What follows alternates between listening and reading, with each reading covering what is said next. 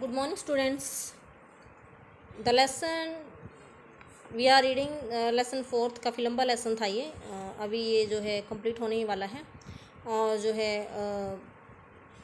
बिपिन चौधरी की मेमोरी के बारे में है ये लेसन। उनकी जो है याददाश्त जो है वो जैसे ऐसा लग रहा था जैसे उनकी याददाश्त जाने वाली है। तो ये उनके एक दोस्त चुन्नी लाल का ही एक चाल थी, उनकी एक ट्रिक थी। क्यों?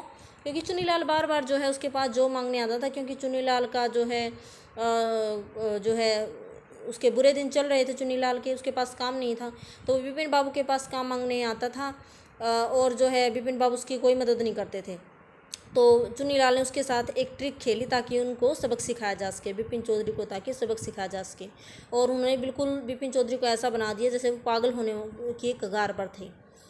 यदि उनको ऐसा विश्वास दिला दिया कि इनकी याददाश्त खोने वाली है। तो इस लेटर में कल मैंने आपको बताया भी था कि ये चुन्नी लाल ने लिखा हुआ है, डियर बिपिन।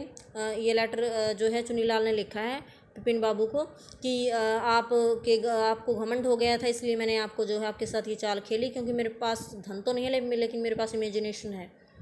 तो इसमें ये भी दिया है कि मेरा एक नावल जो है छपने वाला है, हो सकता है कि उससे मुझे कुछ आमदनी मेरी हो जाए, यानी कुछ पैसे मुझे मिल जाएं। मैंने एक नावल लिखा है और उससे शायद मेरी कुछ आमदनी हो जाए, ये उसने लिखा है। चुन्नी लाल ने उसको बता दिया। तो व्हेन डॉक्टर चंदा केम, जब डॉक्टर चंदा आए बिपिन बाबू के पास उनका चेकअप करने के लिए, बिपिन बाबू ने कहा I am fine, it all came back as soon as I got off the train at Ranchi. तो बिपिन बाबू ने उनको कहा कि बिपिन बाबू ने उनको ये बात नहीं बताई कि चुन्नी लाल ने एक ट्रिक खेली थी, बल्कि बिपिन बाबू ने कहा कि मैं अब ठीक हूँ, कि all came back as soon as, कि मुझे सब कुछ याद आ गया जब I got off the train at Ranchi, कि जब मैं रांची में ट्रेन से उतरा तो मुझे सब याद आ गया।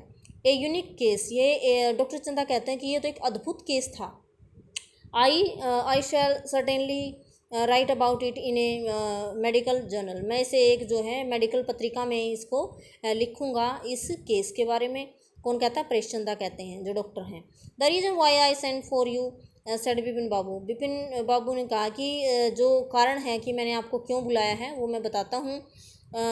Is that I have a pain in the hip from A fall I had in Ranchi. तो कहता है कि मेरे एक जो है कुल्ले में जो है दर्द है, फ्रॉम ए फॉल, कि मैं वहाँ पे गिर गया था, रांची में मैं गिर गया था। If you could prescribe A pain killer, तो यदि आप जो है दर्द निवारक कोई दवाई मुझे लिख सकें तो बताइए। इसलिए मैंने आपको बुलाया ताकि आप मुझे कोई पेन किलर दे दें। पेन किलर यानी दर्द निवारक गोली जो होती है, दर्द को मिटाने वाली जो दवाई होती है, कि इसलिए मैंने आपको बुलाया था। तो यहाँ तो आपका लेसन ये जो है कंप्लीट होता है। इससे बिपिन बाबू को जो है ये क्लियर हो जाता है कि उनके साथ ये ट्रिक खेली गई थी, उनकी याददाश्त बिल्कुल सही थी, वो रांची नहीं गए थे, बस एक चुन्नी लाल ने ट्रिक खेली थी उनके साथ। तो अभी जो है मैं आपको नेक्स्ट जो पोएम है वो करवा देती हूँ, क्योंकि अभी काफ़ी टाइम है। तो आपकी नेक्स्ट पोएम है the last bargain. The poet is Rabindranath Tagore. The last bargain का मतलब है आखिरी समझौता। बार्गेन समझौता, लास्ट एग्रीमेंट भी कह सकते हैं बार्गेन को, आखिरी समझौता। तो a bargain is an agreement in which both parties promise something for each other. तो एक समझौता, एक बार्गेन इज, या सौदा भी कह सकते हो, एक सहमति होती है दो पक्षों के बीच में, जिसमें जो है सभी एक दूसरे के साथ क्या करते हैं, एक दूसरे से उसका अच्छा करने का वादा करते हैं।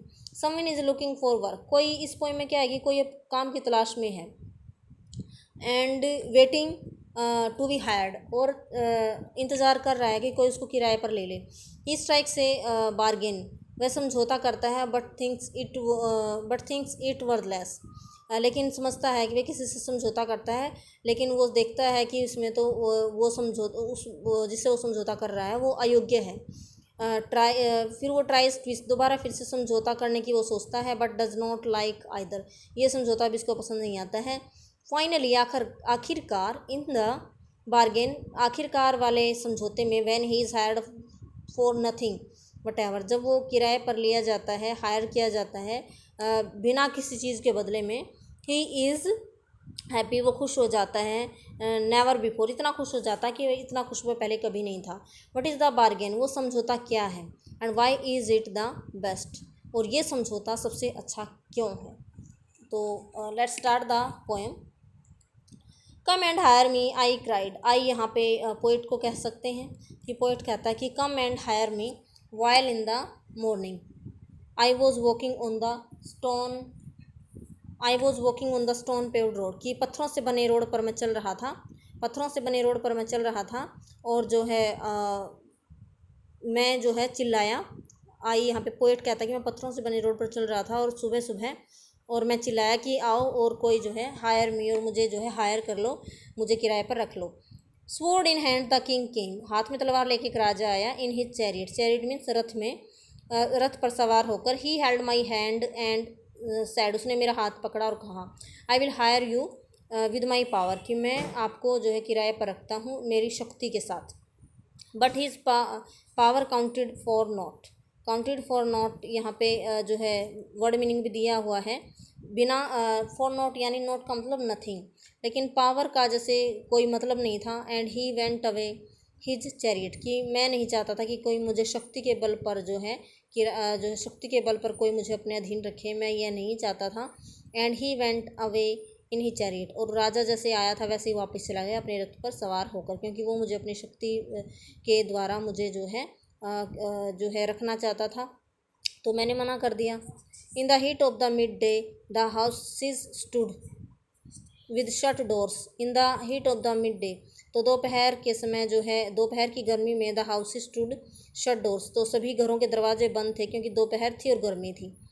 ही वॉन्डर्ड अलोंग द क्रूक्ड लेन, तो आई वॉन्डर सॉरी आई यहाँ पे पोएट है, पोएट कहता है कि मैं जो है वॉन्डर्ड, मैं घूम रहा था along the crooked lane, crooked यानी कि बिल्कुल जो है नैरो तंग गलियों में मैं जो है, लेन मीन्स तंग गली, तो कहता है कि मैं तंग गलियों में घूम रहा था। एन ओल्ड मैन केम, एक बूढ़ा आदमी आया with his bag of gold, with his bag of gold, कि with his bag of gold, उसके पास जो है एक थैला था जिसमें बहुत सारे सोना भरा हुआ था। ही पोंडर्ड एंड सैड, उसने सोच विचार किया और कहा I will hire you with my money, मैं तुम्हें जो है किराए पर लेता हूँ विद माई मनी, यानी मैं इसके बदले में जो है तुम्हें पैसा दूंगा।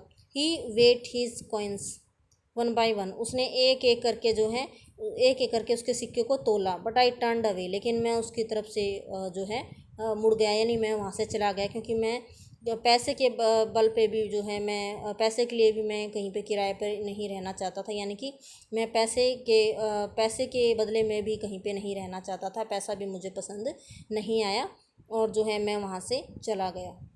तो स्टूडेंट्स बाकी की जो पोएम है वो हम कल की वीडियो में करेंगे। Thanks, have a nice day.